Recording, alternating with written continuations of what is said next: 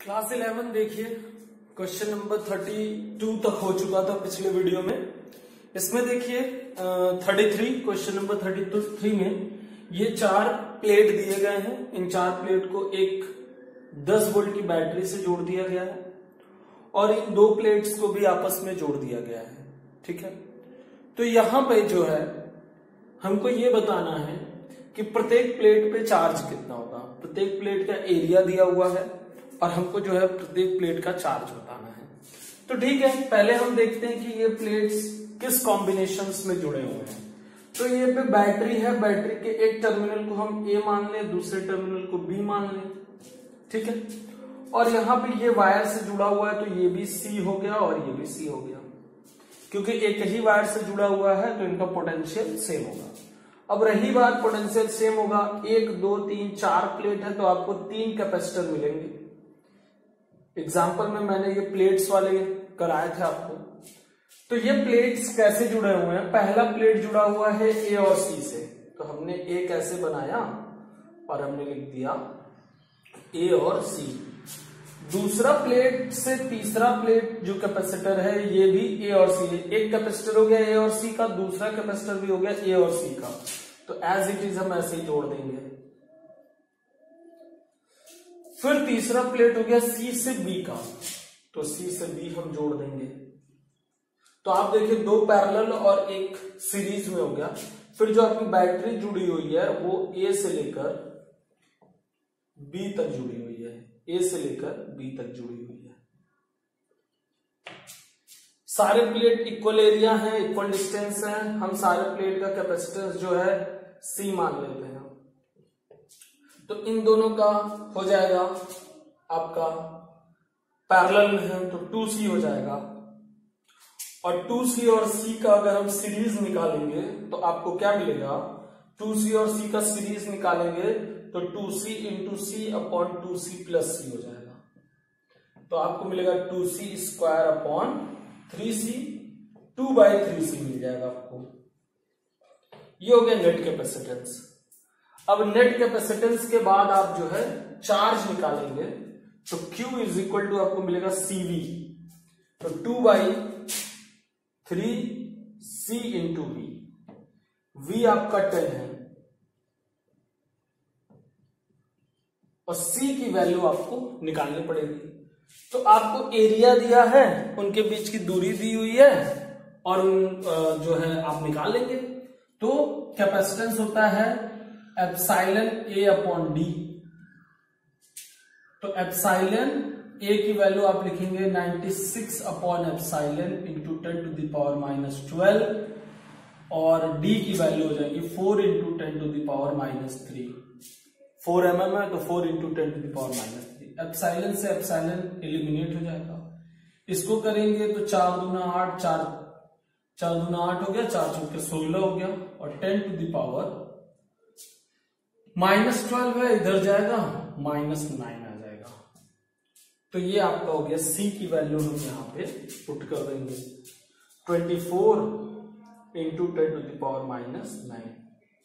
फिर 3 8 जा हो जाएगा और 8 2 जा 16 हो जाएगा और ये हो जाएगा into 10 to the power minus, ये +1 minus 8 coulomb. 16 into 10 to the power minus 8 coulomb, या फिर आप लिख सकते हो 1.6 into 10 to the power minus 6 coulomb. That means 0.16 micro. ये रहा आपका क्वेश्चन नंबर 33। इस तरीके से आप क्वेश्चन नंबर 33 को समझेंगे। फिर देखिए आपका जो अगला क्वेश्चन है क्वेश्चन नंबर 34। क्वेश्चन नंबर 34 में 3 प्लेट आपको दिए गए हैं और इन प्लेट्स के बीच में जो एक यहाँ 2 कैपेसिटर बनेंगे। कैपेसिटर का कैपेसिटेंस है 50 नैनो फैराड। ठीक है, अब इसमें ये कह रहा है कि हमने 1 माइक्रो कूलम का चार्ज बीच वाले को दिया, 1 माइक्रो कूलम का चार्ज बीच वाले को दिया। तो कह रहा है कि what will be the charge on the outer surface of the other plate. तो मैंने आपको बताया था अगर आप एक प्लेट पे चार्ज दे रहे हैं, दूसरे प्लेट पे भी चार्ज दे रहे हैं तो सेम चार्ज होते हैं तो आप माइनस करके अपॉन 2 करते हैं और अपोजिट होते हैं चार्ज तो प्लस करके अपॉन 2 करते हैं। पर यहाँ पे 1 माइक्रो कूलम इसको दिया, यहाँ पे 0 है तो आप लिखेंगे 1 + 0/2 यानी 0.5 माइक्रोकुलम। तो ऊपर वाले प्लेट पे 0.5 माइक्रोकुलम हो जाएगा और कह रहा है the potential difference develop between the upper and middle. तो पोटेंशियल डिफरेंस कितना हो जाएगा, V = Q/C। तो Q आपको पता है 0.5 माइक्रोकुलम और C आपको पता है 50 नैनोफैरड। तो बताइए 0.5 माइक्रोकुलम को लिख देंगे 5 × 10⁻⁻6 और 50 नैनोफैरड को लिखेंगे 50 × 10⁻⁹। ये ऊपर जाएगा, ऊपर जाने के बाद आपका क्या हो जाएगा +3 हो जाएगा तो 500 हो जाएगा और नीचे आपका बचेगा 50। भाई यहाँ -9 ऊपर जाएगा +3 हो जाएगा तो ये 500 हो जाएगा। 50 10 जा आपका आ गया 10 वोल्ट। तो ऊपर वाले दो जो हैं आपके प्लेट्स के बीच का जो है पोटेंशियल डिफरेंस 10 वोल्ट हो जाएगा। अब 35 नंबर में कह रहा है कि प्रीवियस प्रॉब्लम, जो प्रीवियस 3 प्लेट थे उनमें कह रहा है अब जो है वो 1 माइक्रोकुलम दे रहा है अपर प्लेट को। तो भाई 1 माइक्रोकुलम अपर को दे रहा है तो बीच वाले को 0 देगा, फिर से वही बात हो जाएगी 1 + 0/2 0.5 माइक्रोकुलम। और अपर और नीचे वाले में भी यही बात लागू होगी, अपर वाले को 1 दिया गया है और एकदम नीचे वाले को 0 दिया गया है तो फिर से वही करेंगे 1 + 0/2 तो आपको 0.5 माइक्रोकुलम मिलेगा। तो पहले प्लेट पे भी 0.5 माइक्रोकुलम है, दूसरे पे भी है, तीसरे पे भी है। तो आपको क्या करना होगा, आपको V निकालने के लिए Q/C करना होगा। तो Q/C करेंगे तो आपको पता है कि 50 नैनोफैरड आप नीचे लिखेंगे जो अभी पिछले क्वेश्चन में भी आपने लिखा था -9 और 0.5 × 10⁻⁻6 करेंगे सेम वंस अगेन आपका 10 वोल्ट आ जाएगा जैसा कि अभी हमने पिछले में। तो 10 वोल्ट आपका पहले और दूसरे के बीच भी आएगा और 10 वोल्ट आपका पहले और तीसरे के बीच में आएगा। इस तरीके से ये आपका 35 नंबर क्वेश्चन हो गया। क्वेश्चन नंबर 36 में कह रहा है 2 कैपेसिटर हैं आपके, एक 4 माइक्रोफैरड का, एक 6 माइक्रोफैरड का और 20 वोल्ट की बैटरी दी गई है। बोल रहा है कि बैटरी ने कितनी एनर्जी जो है सप्लाई की, है ना, यही बोल रहा है। आप देखिए क्वेश्चन में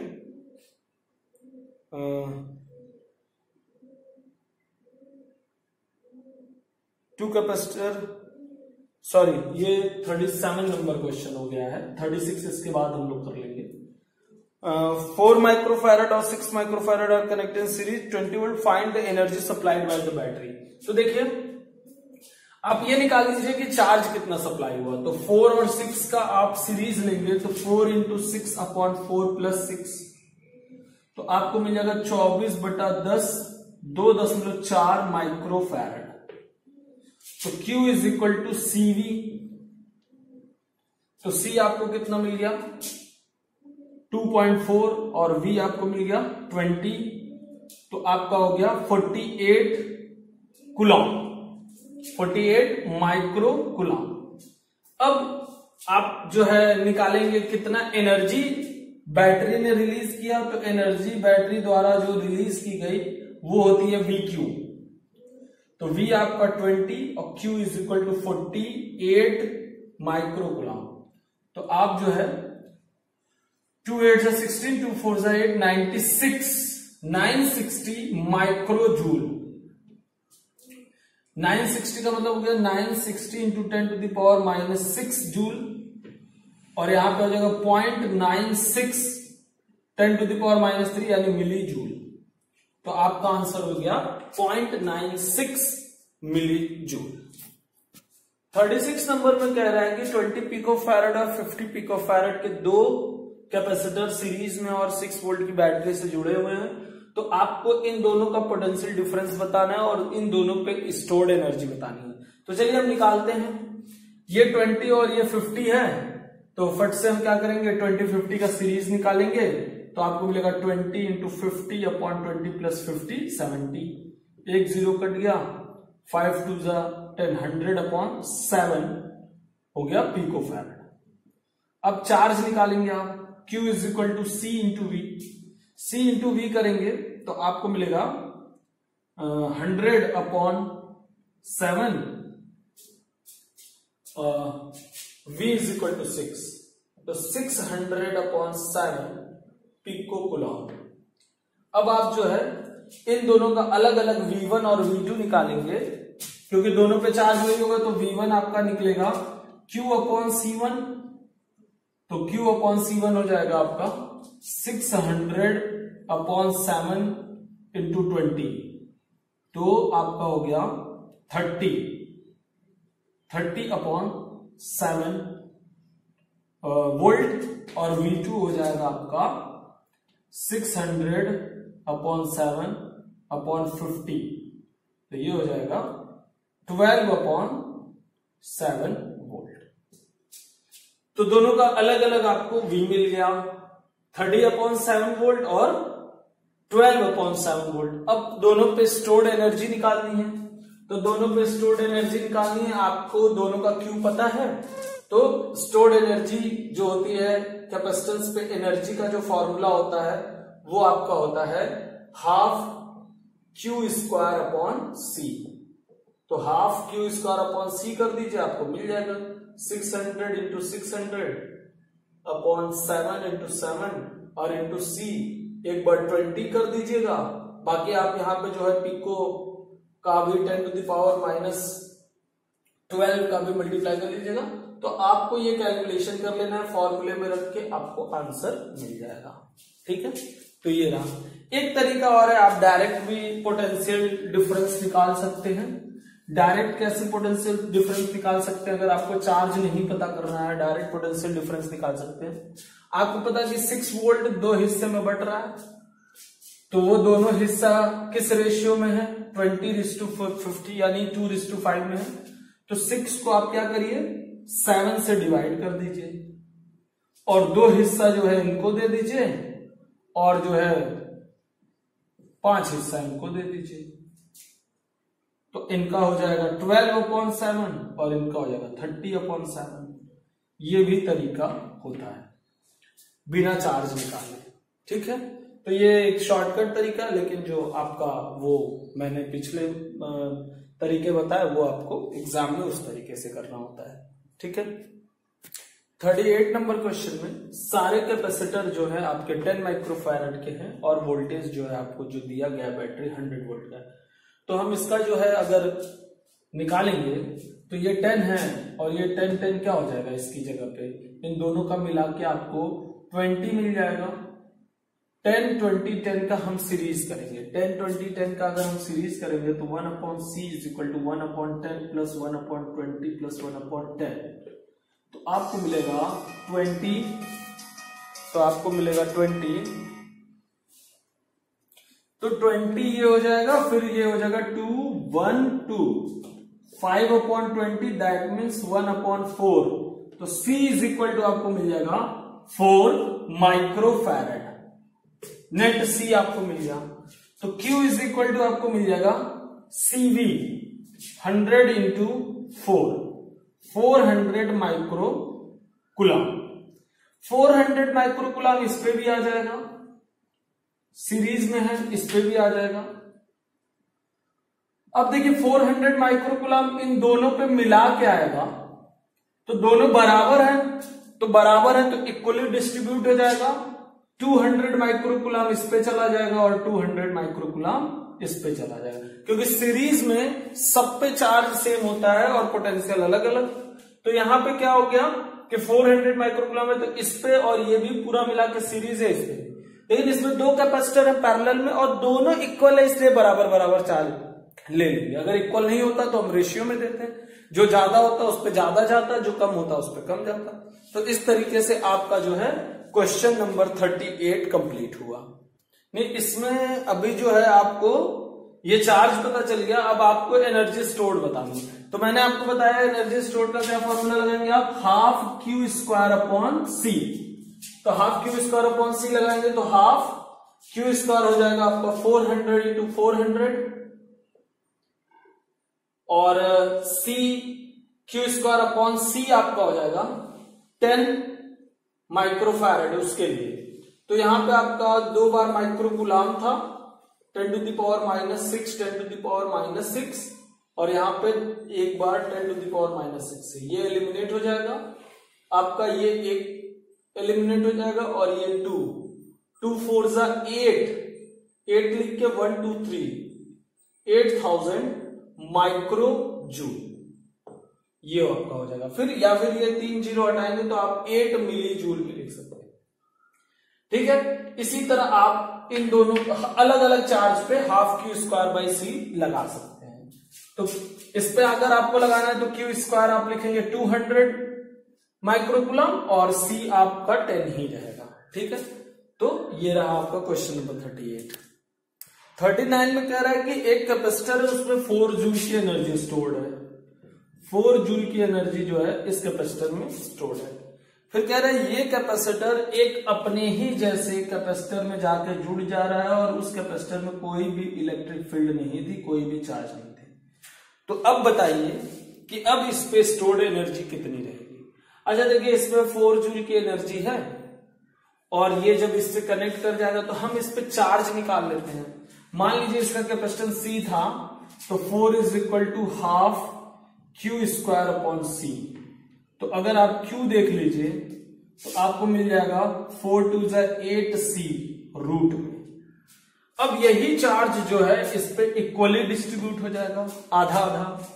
तो रूट 8C का मतलब हो गया 2 रूट 2C, 2 2 जा 4 2 तो रूट 2C इस पे चला जाएगा चार्ज और रूट 2C इस पे चार्ज चला जाएगा। अब दोनों की एनर्जी अगर हम निकालें तो दोनों की एनर्जी अगर अब हम निकालेंगे तो हमको मिलेगा हाफ, ऊपर वाले का मिलेगा क्यू स्क्वायर अपॉन सी, सी से सी कट गया 1 मिला, और नीचे वाले का भी सेम 1 आ जाएगा।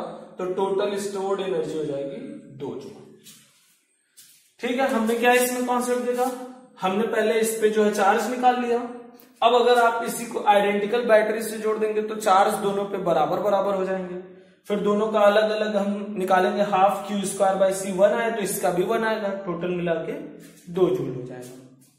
तो ये रहा आपका क्वेश्चन नंबर 39। तो देखिए आपके क्वेश्चन नंबर 40 में 12 वोल्ट बैटरी से 2 माइक्रोफैरेड कैपेसिटर को पहले चार्ज कर दिया गया। जब 2 माइक्रोफैरेड का कैपेसिटर जब चार्ज हो गया तो उस चार्ज कैपेसिटर को 4 माइक्रोफैरेड के अनचार्ज कैपेसिटर से इस तरीके से जोड़ दिया गया है। तो ये बताना है हमको कि दोनों पे कितना चार्ज है, दोनों पे कितना स्टोर्ड एनर्जी है, और फिर ये भी बताना है कि जोड़ने के दौरान कितनी एनर्जी जो है हीट में खर्च हो गई। ये क्वेश्चन है आपका। तो देखिए हम कहेंगे पहले जब ये अनचार्ज कैपेसिटर डायरेक्ट 12 वोल्ट से जोड़ा गया था तो इसके ऊपर चार्ज था C = Q × V।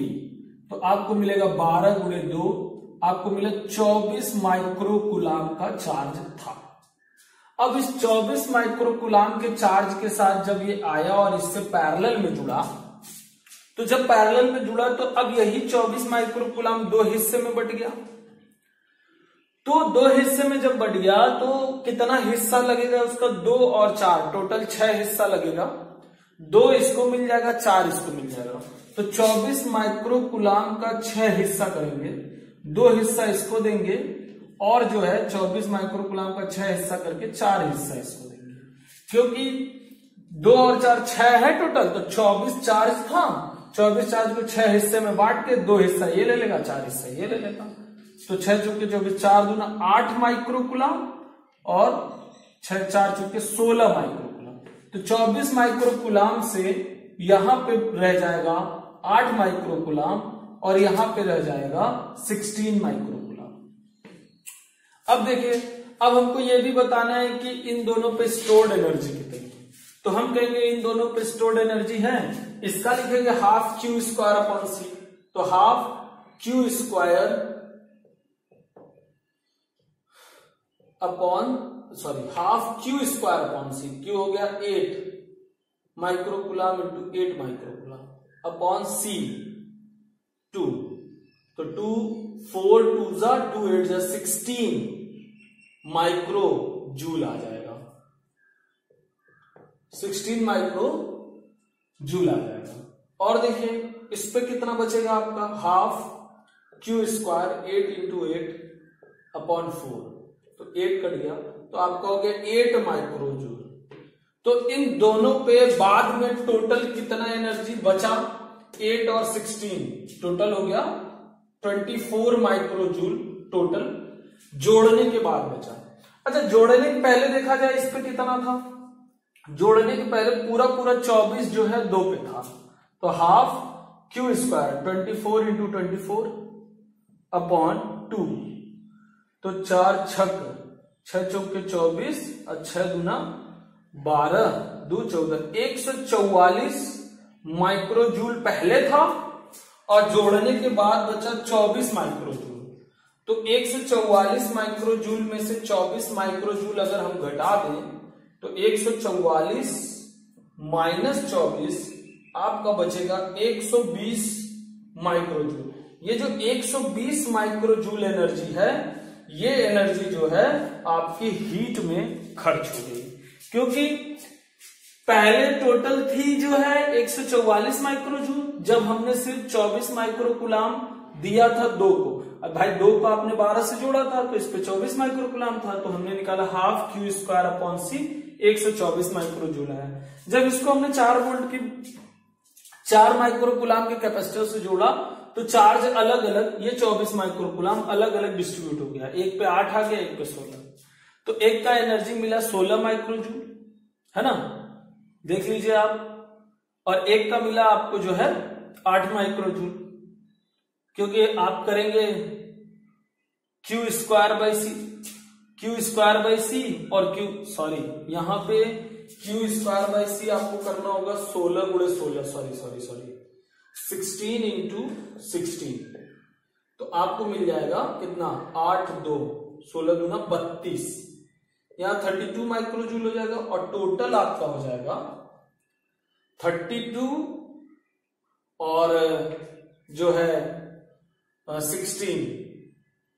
32 और 16 अगर हम कर देंगे तो हमको टोटल मिल जाएगा 48 माइक्रो जूल, और यहां से हम एलिमिनेट करेंगे 48 माइक्रो जूल तो आपको मिल जाएगा 96 micro joule. 96 micro joule energy जो है आपकी जो है हीट में कन्वर्ट हो जाएगी। देखिए 41 नंबर क्वेश्चन में कह रहा है कि ओरिजिन पे एक चार्ज क्यू रखा है और इसके चारों तरफ एक स्फेयर है जिसका सेंटर ओरिजिन पे है। तो बताइए अगर आपने यहाँ पे क्यू चार्ज रखा है तो यहाँ पे माइनस क्यू इंड्यूस्ड हो जाएगा और बाहर पे जो है प्लस क्यू आ जाएगा। ये इंडक्शन आपको पहले ही बता दिया गया है, इलेक्ट्रोस्टैटिक में बता दिया गया था और इसके पहले भी बताया गया है। तो इस पे ओवरऑल चार्ज जो है आपका क्यू आ जाएगा। अब बोला इस पे एनर्जी कितनी स्टोर्ड होगी, इसका रेडियस आर है तो एनर्जी स्टोर्ड होती है half q square upon C. तो आपका तो हाफ क्यू स्क्वायर है, सी स्फेयर का सी क्या होता है, स्फेयर का सी होता है 4 पाई एप्सिलॉन आर। तो आपको आंसर मिल जाएगा Q square upon 8 pi epsilon R. ये हो गया आपका energy stored on sphere. Very easy question. देखिए 42 नंबर क्वेश्चन में कह रहा है दो कंसेंट्रिक स्फेयर हैं, एक आर है एक 2r है, लेकिन ये दो कंसेंट्रिक स्फेयर बनाने के पहले आर वाले को हमने V पोटेंशियल दिया था। तो अगर हमने आर वाले को V पोटेंशियल दिया तो इस पे चार्ज मान लीजिए कोई चार्ज क्यू आया था। तो अगर हमने आर का कैपेसिटेंस निकालना है तो 4 पाई एप्सिलॉन आर हो जाएगा, और बड़े वाले का कैपेसिटेंस निकालना है तो 4 पाई एप्सिलॉन 2r हो जाएगा। अब आर वाले को हमने V पोटेंशियल दिया था तो इस पे चार्ज कितना हो गया, इस पे चार्ज हो गया आपका 4 pi epsilon r into V, मतलब Q is equal to C into V. अब कह रहा है ये चार्ज हो गया अंदर। अब इस अंदर वाले चार्ज की वजह से पूछ रहा है इस बड़े वाले का पोटेंशियल स्टोर्ड क्या हो जाएगा।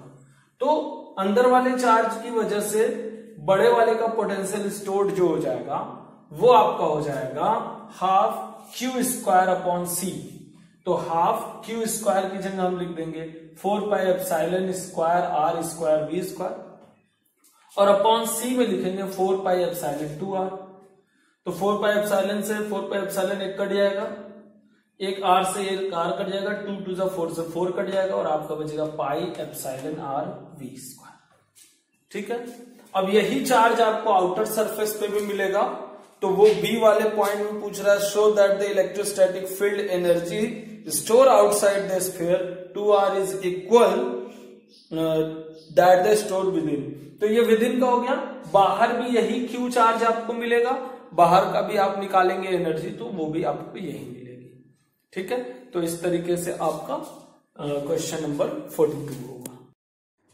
तो आपका 43 नंबर क्वेश्चन में दिया हुआ है, एक कंडक्टिंग प्लेन है जिसपे charge density 10 to the power -4 coulomb metre square.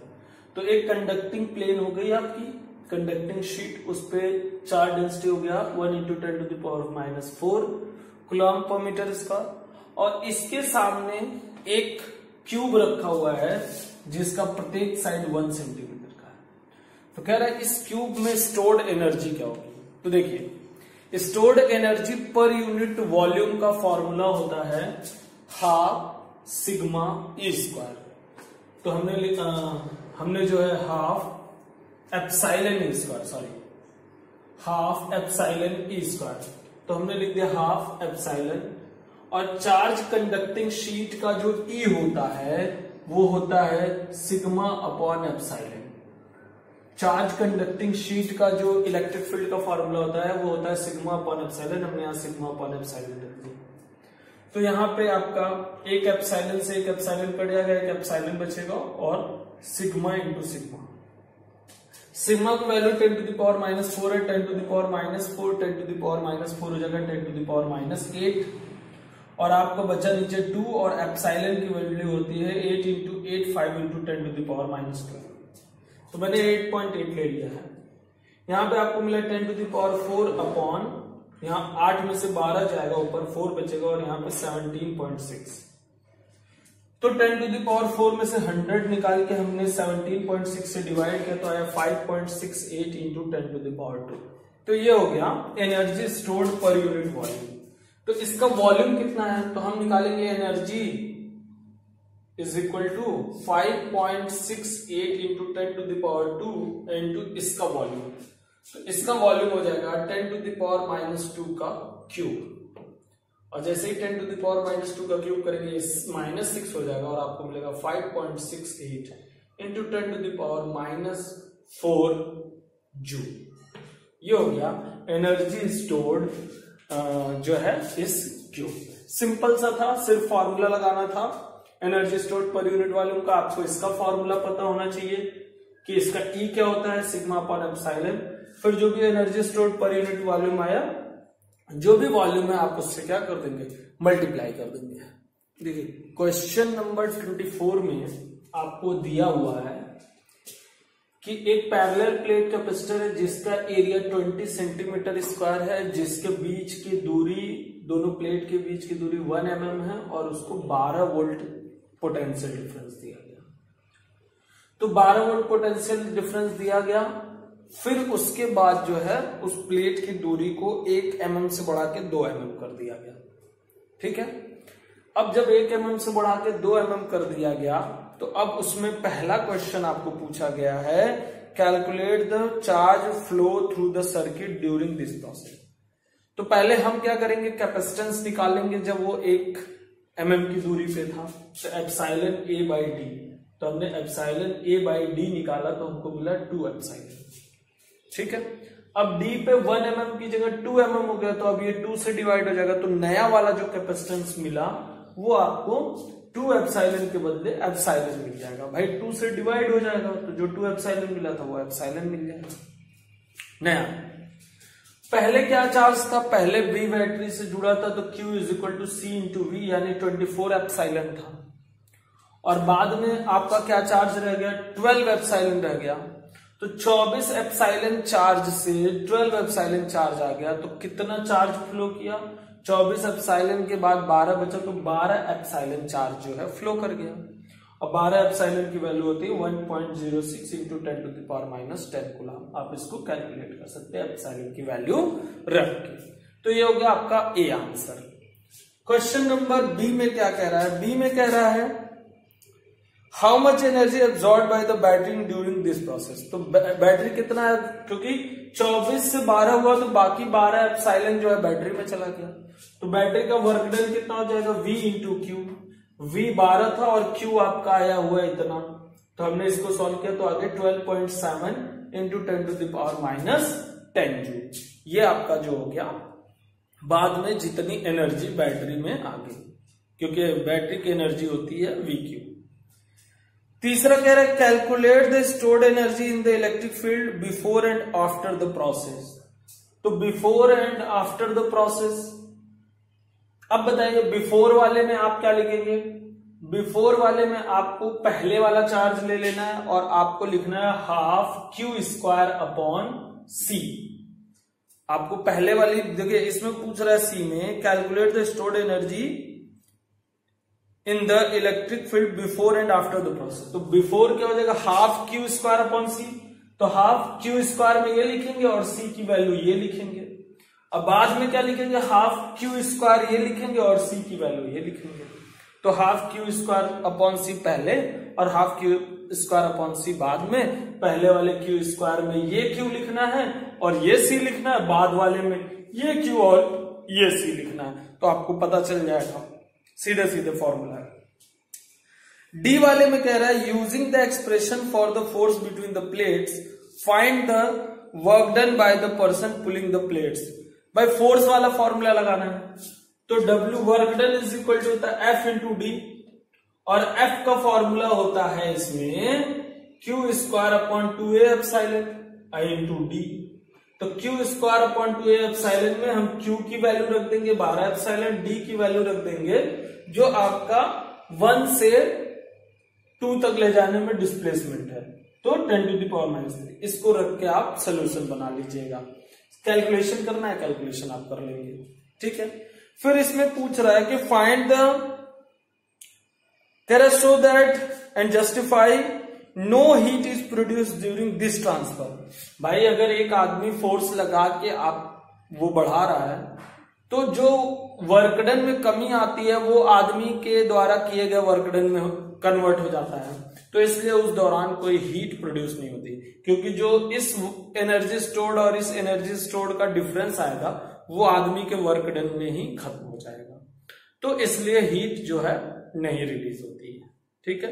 तो ये रहा आपका क्वेश्चन नंबर 44। देखिए 45 वाले में कह रहा है एक कैपेसिटर है, उसका 100 माइक्रोफैरेड कैपेसिटेंस है, 100 माइक्रोफैरेड कैपेसिटेंस है, और कह रहे हैं कि इसको जो है 24 वोल्ट की बैटरी से कनेक्ट कर दिया गया, तो V बराबर 24 वोल्ट। तो भाई चार्ज कितना हो जाएगा? Q is equal to CV 2400 micro coulomb हो गया। अब कह रहा है कि जो बैटरी थी अब उसको 24 वोल्ट से डिस्कनेक्ट करके 12 वोल्ट से जोड़ दिया गया, और जब 12 वोल्ट से जोड़ा गया तो इसके पॉजिटिव प्लेट को पॉजिटिव से जोड़ा गया है और निगेटिव प्लेट को निगेटिव से जोड़ा गया है। अब बताइए, अब 12 वोल्ट से जोड़ दिए तो अब नया चार्ज क्या आ गया इस पे? Q2। तो 12 वोल्ट से जोड़ दोगे तो CV आपका हो जाएगा 12 गुणे 100 1200 माइक्रो कूलाम हो जाएगा। तो जो पहले उस पर 2400 माइक्रो कूलाम चार्ज था अब 1200 माइक्रो कूलाम रह गया, यानी 1200 माइक्रो कूलाम कहां चला गया? इस बैटरी के अंदर चला गया। तो अब देखिए इसमें क्या क्या पूछ रहा है, find the charge on the capacitor before and after the connection. तो बिफोर 2400 माइक्रो कूलाम, अब बाद में 1200 माइक्रो कूलाम। फिर कह रहा find the charge flow through the battery. तो find the charge flow through the 12 volt battery, तो क्या हो गया? 2400 माइक्रो कूलाम से 1200 माइक्रो कूलाम हो गया, तो कितना चार्ज फ्लो किया? 1200 माइक्रो कूलाम चार्ज फ्लो किया। Is work done by the battery और is it done on the battery. देखिए जब चार्ज बैटरी से बाहर जाता है तो डन बाय द बैटरी, और जब चार्ज बैटरी पर आता है तो डन ऑन द बैटरी। तो ये बताइए पहले इसमें 2400 था, जब 12 वोल्ट का लगाया तो 1200 रह गया, तो 2400 से 1200 रह गया, तो 1200 इस पे आ गया, इसके अंदर आ गया, तो हम कहेंगे it is work done on the battery. ध्यान से समझिएगा, जब बैटरी किसी कैपेसिटर चार्ज रहे और ज्यादा चार्ज हो जाए, that means extra charge battery ने दिया, और किसी पे चार्ज रहे और चार्ज कम हो जाए, दैट मीन्स चार्ज किस में चलाया, बैटरी में चलाया। तो जब चार्ज बैटरी के अंदर आती है तो वहां work done on the battery होता है, और जब चार्ज बैटरी द्वारा बाहर जाती है तो डन बाय द बैटरी होता है। ठीक है, तो यहाँ पे 2400 से 1200 यानी 1200 जो चार्ज है वो बैटरी में चली गई, तो ये हो गया work done on the battery.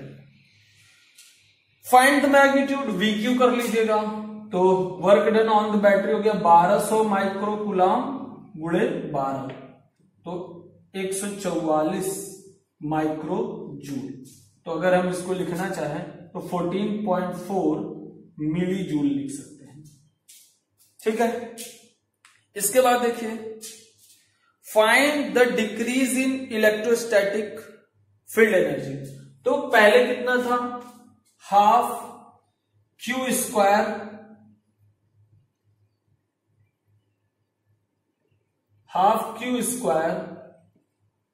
Upon सी,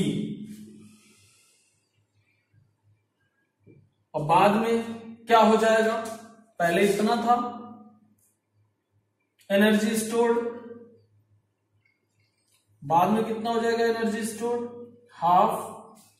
अब ये 1200 का स्क्वायर कर देंगे अपॉन सी, आपका जो है वही रहेगा आपका 100। तो पहले इतना था, इसको सॉल्व कर लीजिएगा, बाद में इतना हो गया। फॉर्मूला ही लगाना, हाफ क्यू स्क्वायर बाई सी। और क्या कह रहा है, find the heat develop during the process of the charge after reconnection. तो देखिए पहले इतनी एनर्जी थी, बाद में इतनी हुई, तो बाकी एनर्जी कहां चली गई, बाकी हीट में चली गई। तो इनिशियल एनर्जी में से फाइनल एनर्जी आप घटा देंगे, तो बचा एनर्जी था वो किस में चला गया, हीट में चला गया। तो ये हो गया, कैलकुलेशन आप कर लीजिएगा, नॉर्मल सिंपल सा कैलकुलेशन है, आप कर लेंगे। ठीक है।